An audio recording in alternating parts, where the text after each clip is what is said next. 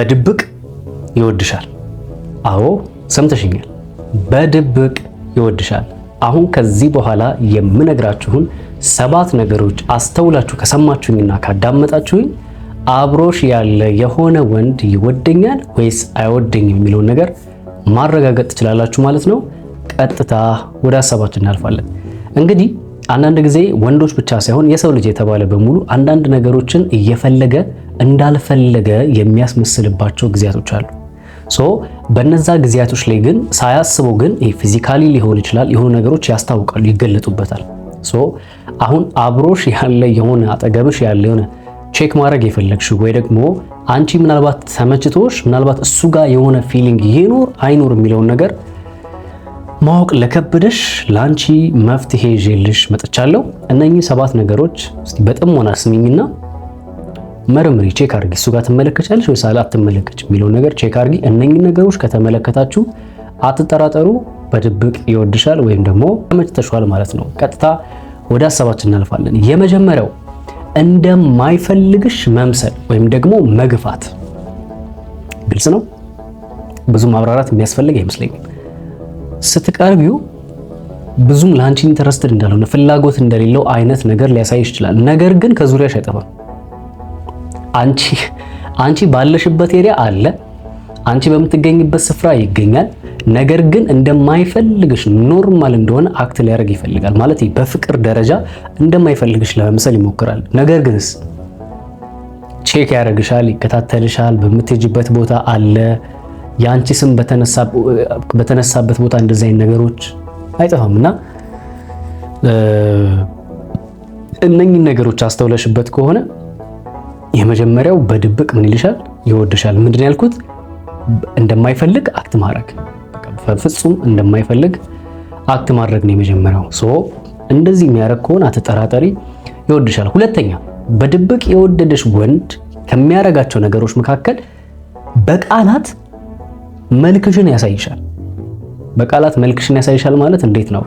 መስታወት በባህሪው አይታችሁ ከሆነ መስታወት ፊት ስትቆሙ ጉድለታችሁንም ደግሞ የሆነ የሚያምር ፓርታችሁንም ያሳያችኋል አይደል? ይሄ በግልጽ ነው፣ አይደብቃችሁ። እሱም ልክ እሷ አጠገብ ስትመጪ ዋው አምሮብሻል፣ ቆንጆ ሆነሻል፣ ልዩ ሆነሻል፣ እንዴት ነው የሚያምረው አለባበስሽ፣ ፈገግታሽ ምናምን እንዴት ነው? ልክ መስታወት ፊት ቆማችሁ እናንተ የምታዩትን ነገራችሁ፣ ፈገግታችሁን፣ አቋማችሁን፣ አለባበሳችሁን አይደል ሜካፖቻችሁ እንደምታዩት ሁሉ እሱም ልክ እንደዛው በቃ መስታወት ይሆንሻል።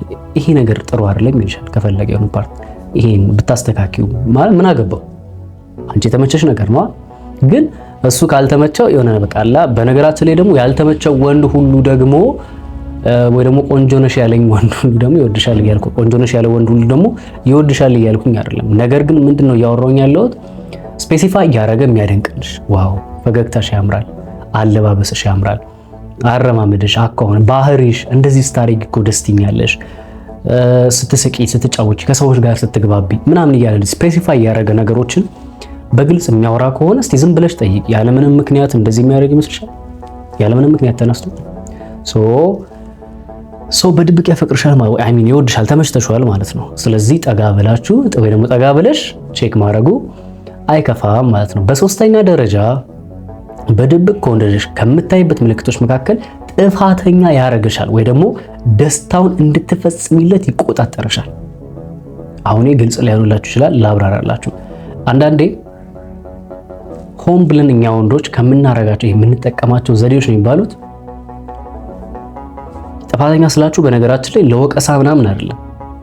ለምሳሌ ደውሎ ከሆነ ለምሳሌ ይደውልልሽና ምን ሆነሽ ያልደወልሽልኝ ምናምን ይልሻል።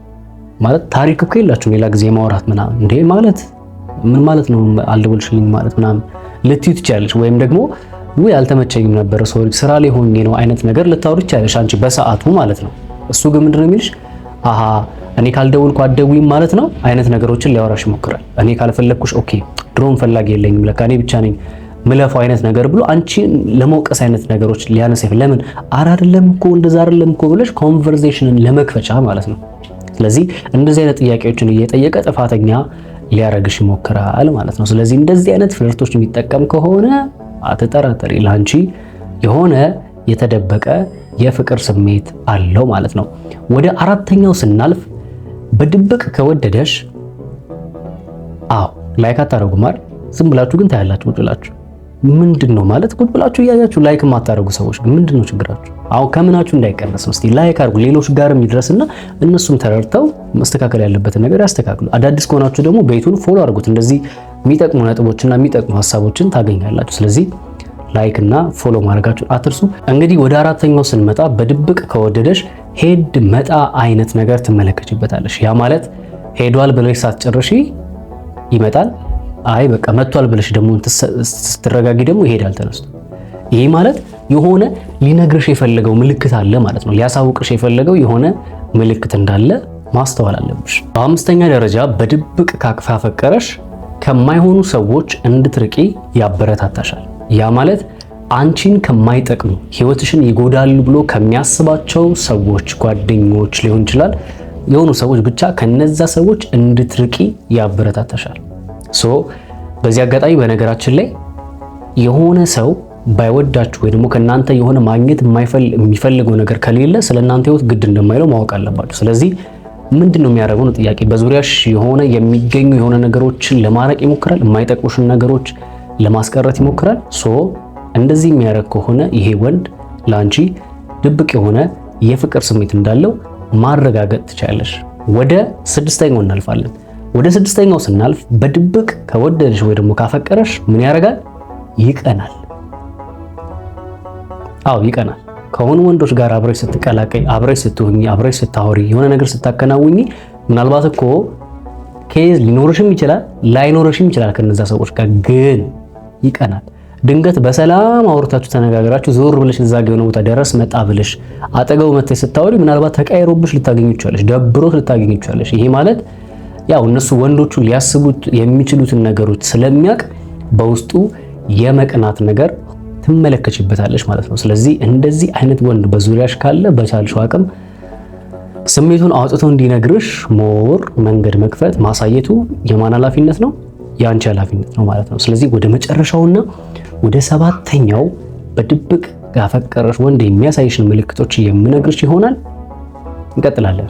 ሰባተኛውና የመጨረሻው በድብቅ ካፈቀረሽ ሳያስበው ሊቆጣጠርሽ ይሞክራል። ስለዚህ እሱ እኮ ላይመስለው ይችላል፣ እሱ አያስተውሉም። ነገር ግን አንቺን ስለሚወድሽ ወይ ደግሞ ለአንቺ ጥሩ ስሜት ስላለው ሳያስበው የት ነሽ፣ ከማጋነሽ፣ ምን እየሰራሽ ነው፣ በላሽ ወይ ጠጣሽ ወይ ምናምን እንደዚህ አታርጊ ምናምን አይነት ነገሮችን ታስተውይበታለሽ።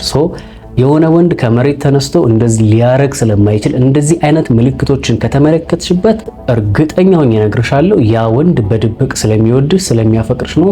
በቻልሽው አቅም ይሄንን ወንድ ጠበቅ አድርገሽ ነው መያዝ ያለብሽ ማለት ነው።